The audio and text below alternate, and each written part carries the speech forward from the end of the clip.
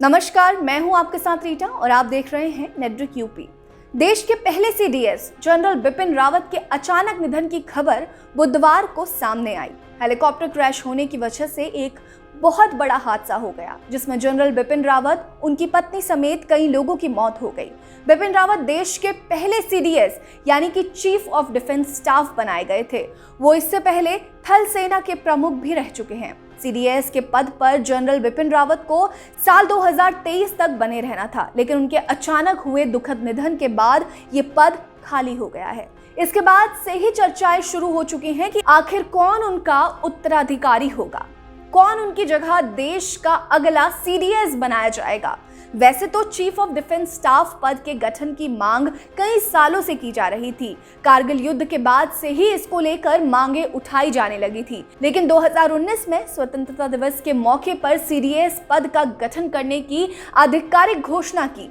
General Bipin Rawat 31 अक्टूबर 2019 को थल सेनाध्यक्ष के पद से रिटायर हुए और इसके बाद वो बनाए गए देश के पहले सीडीएस। सरकार तीनों सेनाओं के नियमों में संशोधन कर चुकी है, जिससे सीडीएस को 65 साल की उम्र तक सेवा करने की इजाजत मिलेगी। जनरल बिपिन रावत 63 साल के थे।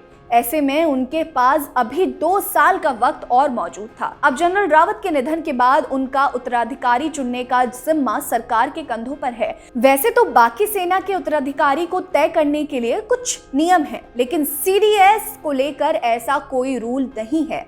देश के अगले सीडीएस के लिए कई नाम सामने आ रहे हैं, लेकिन इसमें सबसे ऊपर जनरल एमएम नरवणे का नाम है। दरअसल नरवणे तीनों सेनाओं के प्रमुख हैं, सबसे वरिष्ठ हैं। इस वजह से उनका नाम देश के अगले सीडीएस के तौर पर सबसे ऊपर माना जा रहा है। अगले साल अप्रैल में थल सेना प्रमुख के पद से जनरल नरवणे रिटायर होने वाले हैं। या तो सरकार जनरल नरवणे के सेना प्रमुख के रूप में रिटायर होने का इंतजार कर सकती है, या फिर उनको सीडीएस के तौर पर तुरंत भी नियुक्त कर सकती है।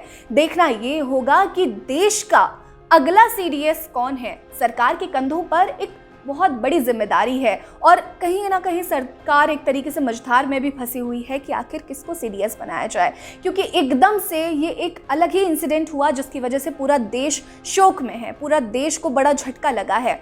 तो अगले सीडीएस जो भी होंगे वो एक बड़ी जिम्मेदारी का काम है। आपको क्या लगता है कि देश का अगला सीडीएस किसे बनाना चाहिए? गढ़वाल के बिपिन रावत ने बहुत बढ़िया काम किया, लेकिन उसके बाद जो गद्दे संभालेंगे वो कौन होने चाहिए? आपको क्या लगता है? कमेंट बॉक्स में कमेंट करके जरूर बताइएगा। नमस्कार।